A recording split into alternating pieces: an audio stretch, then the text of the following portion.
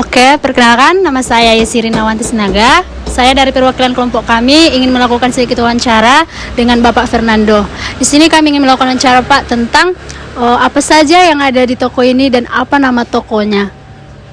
Oke, sebelumnya perkenalkan saya Fernando Martin, salah satu owner dari toko ATK, yaitu namanya Toko Jaya Mandiri di Jalan Palangkaraya. Toko ini kebetulan dari orang tua saya yang dirikan dari tahun 2002. Ini sekarang sudah mulai diwariskan ke anaknya.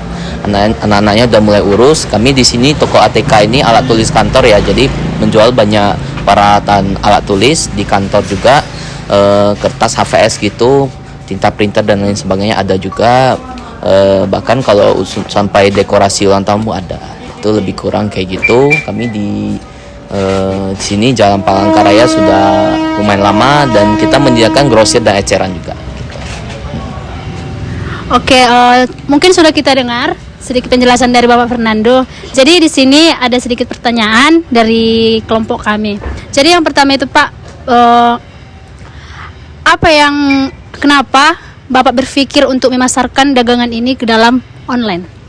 Oke, mungkin sebelumnya saya ceritain juga sedikit soal toko kami. Kami kebetulan dari awal kan berdirinya offline ya, jadi toko offline, dan baru-baru ini aja dari tahun ini awal tahun kami bergerak di online gitu. Nah, yaitu kami pakai Shopee ya. Nah, jadi kami iklankan ke Shopee itu baru lebih kurang dari awal tahun ini gitu. Oke, untuk pertanyaan kedua itu, peralatan apa saja yang dibutuhkan untuk mempersiapkan marketing di dalam toko online ini, Pak?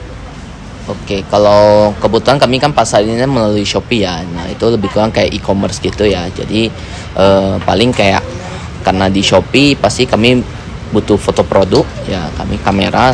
Kebetulan kami masih pakai kamera HP. Habis itu kalau untuk kayak paket-paket gitu kan kami butuh timbangannya. Jadi kami timbang juga. Habis itu kami untuk packingannya kami pakai bubble wrap dan lain sebagainya, plastik juga. Habis itu untuk printer resi gitu. Nah, printer resinya itu untuk kebetulan kami pakainya itu aja sih kalau untuk menunjang kami di online gitu. Oke, untuk pilihan platform mana yang digunakan untuk bisnis ini, Pak? Kami salah satu ada di Instagram juga. Awalnya di Instagram, cuma masih kurang fokus sih. Sekarang ini lebih fokusnya di Shopee aja sih. Nah, di Shopee lumayan sekarang, karena kalau kita hanya di arah offline, nggak ambil online juga, sayang juga. Memang offline pun lumayan, cumanya terakhir ini kan karena ada pandemi COVID, orang-orang yang belanja offline ini kan agak berkurang ya. Jadi kita juga harus ke online, bahasanya kayak gitu. Oke, dari strategi yang sudah Bapak jelaskan tadi, apakah strategi itu cukup efektif untuk saat ini, Pak? Kalau ngomong strategi, kebetulan di Shopee karena mungkin platformnya lagi naik-naiknya ya, kami lumayan bahasanya kalau dibilang omset gede apa belum sih, karena kan baru mulai. Tapi kalau dibanding dengan budget yang kami keluarkan untuk Instagram ya, dibandingkan dengan Instagram, budget yang kita keluarkan di Shopee itu maksudnya kayak kita keluarin sekian tapi omsetnya bisa bahkan 10 kali lipat. Nah, jadi itu menurut saya salah satu strategi yang saya memasangnya di Shopee Ads ya. Nah, jadi itu termasuk yang oke banget sih strateginya gitu. Jadi dalam pemasaran ini kan Pak ada keuntungan dan kerugian. Jadi dalam marketing ini apa keuntungan dan kerugian yang udah Bapak dapatkan? Nah, kalau keuntungannya kebetulan di usaha saya yang ini, Toko Jaya Mandiri ini, kebetulan sih iklannya yang barusan kami coba sih memang nggak ada kerugiannya ya, karena kan sekalian kita branding juga.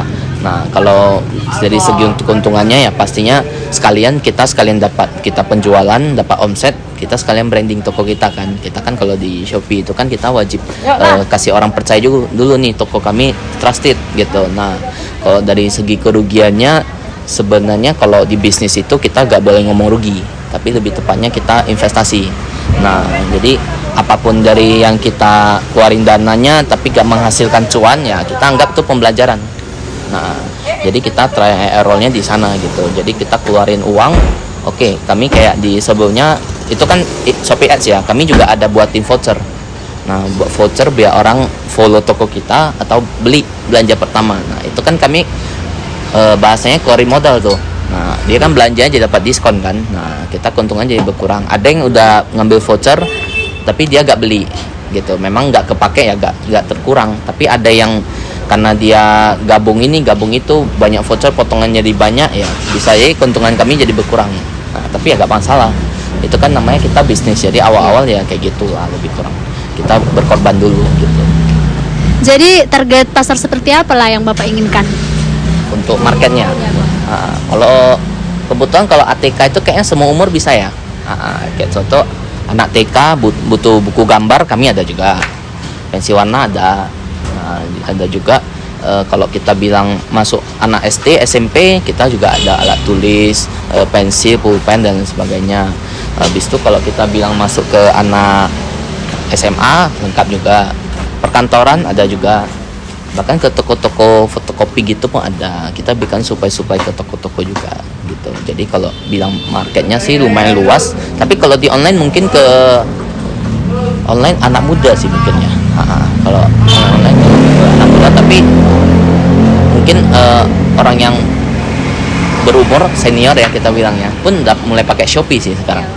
Jadi ya semua umur bisa masuk juga. Jadi untuk perbandingan penjualan toko online sama yang dijual secara langsung itu bagaimana Pak? Ini kan karena mungkin online kita baru ya. Offline kita kan udah dari 2002. Jadi kalau mau dibandingkan udah pasti kalah online ya. Nah, cumanya kalau dibanding karena kan toko online ini kan kita gak usah sewa tempat nih. Gak usah buat toko. Nah, bahkan gak usah stok barang.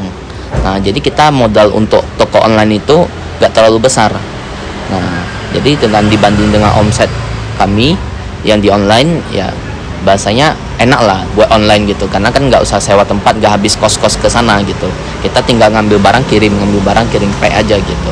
Nah, jadi kalau dibanding dengan modalnya ya oke lah gitu, online untuk pemasaran dari online gitu.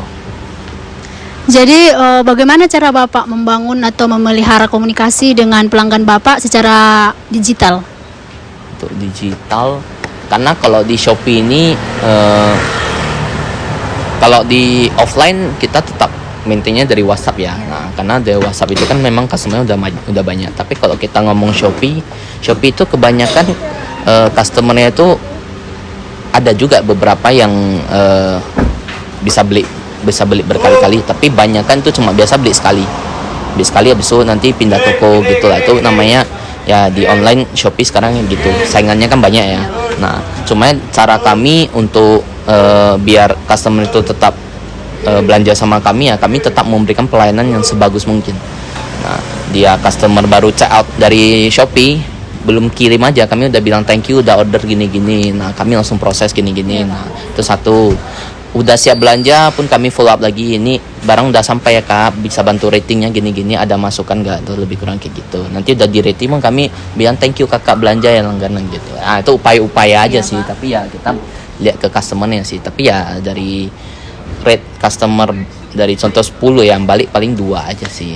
Nah, tapi ya gak masalah, customernya yang banyak gitu. Nah, jadi tinggal kita urus aja gitu, yang view-nya kan banyak gitu, tinggal mana yang maksudnya kita gak usah takut lah customer gak balik kalau di online. Lebih gitu.